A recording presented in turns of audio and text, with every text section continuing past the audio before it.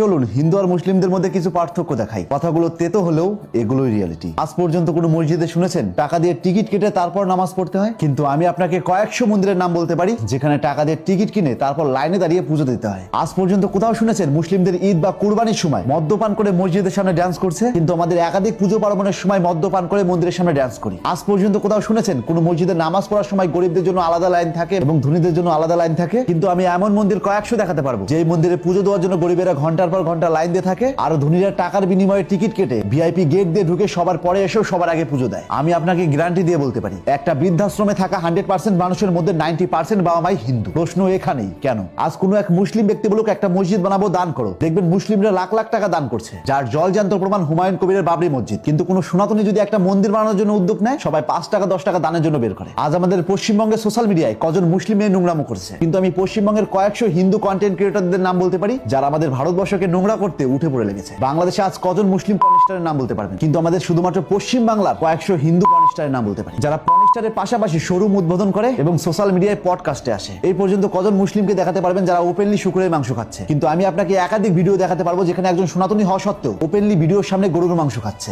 আজ পর্যন্ত মুসলিম ধর্মগুরু মোহাম্মদ সাল্লাল্লাহু আলাইহি ওয়াসাল্লাম ও কোরআন নিয়ে একজন বাজে মন্তব্য করেছেন আর সমগ্র মুসলিম প্রতিবাদ করেনি, এরকম ঘটনা কটা দেখাতে পারবেন? কিন্তু আমাদের ভারতবর্ষ হিন্দুস্তান হওয়া সত্ত্বেও একজন সনাতনী বলছেন রাম মুসলিম ছিলেন, একজন নেত্রী ব্রাহ্মণ হওয়া সত্ত্বেও সবার সামনে হোলি মুবারক বলছেন, কেউ কেউ বলছেন শিবলিঙ্গ বেকার জিনিস, কিংবা রাস্তায় শ্রী রামের পোস্টার পড়ানো সত্ত্বেও কজন সনাতনী প্রতিবাদ করেছেন। আর যখনই আমরা এই বিষয় নিয়ে কথা বলবো তখন আমাদের পশ্চিম বাংলা ধুতি পাঞ্জাবি পরিহিত কিছু ভণ্ড ধর্ম প্রচার আমাদের সেকুলার মুসলিমদের দালাল, এমনকি সনাতনী বিরোধী বলে। তো তাদের উদ্দেশ্যে একটা কথাই বলতে চাই, আপনি যে চেঁচাচ্ছেন সনাতনী জাগো সনাতনী জাগো, এক ফার্স্ট আয়নার সামনে দাঁড়িয়ে নিজেকে প্রশ্ন করুন আপনি নিজে জেগেছেন তো? যদি সত্যিই জাগতেন তাহলে অন্য ধর্মকে কটূক্তি না করে নিজের ধর্মটাকে আগে কারেকশন করতেন এবং আমাদের সনাতন ধর্মশাস্ত্র যারা সবচেয়ে বেশি বিকৃতি করেছে সেই অত্যাচারী ব্রাহ্মণদেরকে সবার আগে বয়কট করতেন। বিশ্বাস করুন আমি খুব ভালো করে জানি আমার কথাগুলো খুব তিতা, যার জন্য সবাই সহজে গিলতে পারে না। আর মানতে কষ্ট হলেও সত্য সবসময় তিতাই হয়, তবে এটা তেতো হলেও উপকার আছে। আপনার মূল্যবান মতামত জানান কমেন্ট বক্সে। তাই আজ থেকে চোখ খুলুন আর এরকম ইন্টারেস্টিং ভিডিও প্রতিনিয়ত পাওয়ার জন্য তাপস এক্সপ্লোরার পেজটিতে ফলো দিয়ে রাখুন।